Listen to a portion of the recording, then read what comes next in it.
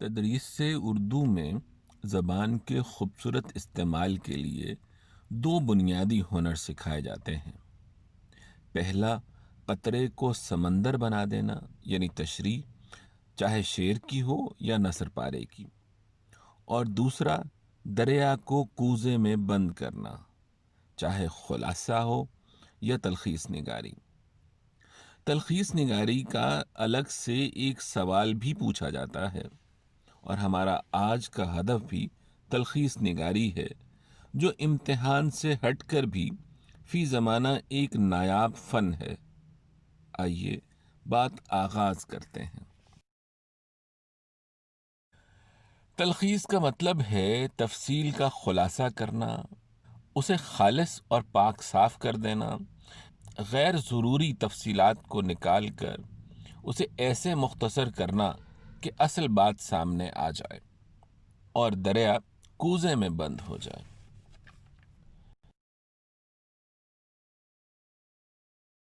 آئیے اب یہ جانیں کہ امتحانی ضرورت کے مطابق یہ ہدف حاصل کیسے کیا جائے۔ پہلا قدم تو یہ ہے کہ وہ عبارت دھیان سے اچھی طرح پوری پڑھی جائے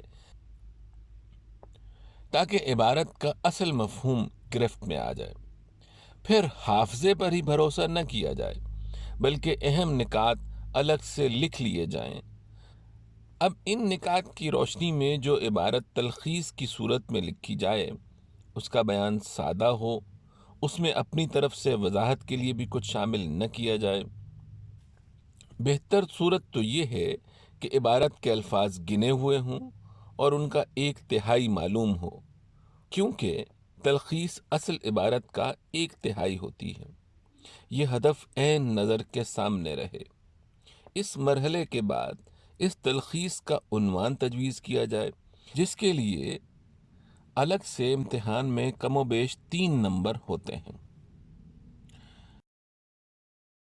لیجئے صاحب، سوال کے اجزاء تو تیار ہیں، اب یہ کھانا امتحان کی میز پر پکنے کے لیے صرف تجربے اور مشق کی حدت کا منتظر ہے۔ پریکٹس کی حدت آپ کو اس فن میں طاق کرے گی، جس سے امتحان کی آنچ میں نمبروں کا ذائقہ نکھرے گا۔ آئیے ایک مشق مل کر کرتے ہیں، باقی آپ کی ہمت۔ ہر زبان میں نیچرل شاعری ہمیشہ قدماء کا حصہ رہی ہے، مگر قدماء کے اول طبقے میں شاعری کو قبولیت کا درجہ حاصل نہیں ہوتا۔ انہی کا دوسرا طبقہ اس کو سڈول اور سانچے میں ڈھال کر خوشنما اور دلربا صورت میں ظاہر کرتا ہے، مگر اس کی نیچرل حالت کو اس خوشنمائی اور دلربائی میں بھی بدستور قائم رکھتا ہے۔ ان کے بعد متاخرین کا دور شروع ہوتا ہے، اور اگر یہ لوگ قدماء کی تقلید سے قدم باہر نہ رکھتے اور خیالات کے اسی دائرے میں محدود رہتے ہیں جو قدماء نے ظاہر کیے تھے، اور نیچر کے اس منظر سے جو قدماء کے پیش نظر تھا آنکھ اٹھا کر دوسری طرف نہیں دیکھتے، تو ان کی شاعری رفتہ رفتہ نیچرل حالت سے تنزل کرتی ہے، یہاں تک کہ وہ نیچر کی راہ راست سے بہت دور جا پڑتے ہیں۔ پیراگراف پر ایک نظر ڈالیں تو یہ موضوعات نمایاں نظر آتے ہیں کہ نیچرل شاعری کا آغاز کیسے ہوا، یہ مقبول عام کیوں کر ہوتی ہے، اسے خوشنما کون بناتا ہے، بعد میں آنے والے صرف مکھی پر مکھی ماریں تو کیا ہوتا ہے، اور نیچرل شاعری کہاں جا پڑتی ہے۔ اگر گنا جائے تو پیراگراف کے ایک تہائی تقریباً 40 الفاظ بنتے ہیں، اور موضوعات یہ ہیں جو ابھر کر سامنے آئے ہیں۔ آئیے اب ان موضوعات کو 40 الفاظ میں یوں سموتے ہیں کہ بات مکمل ہو جائے۔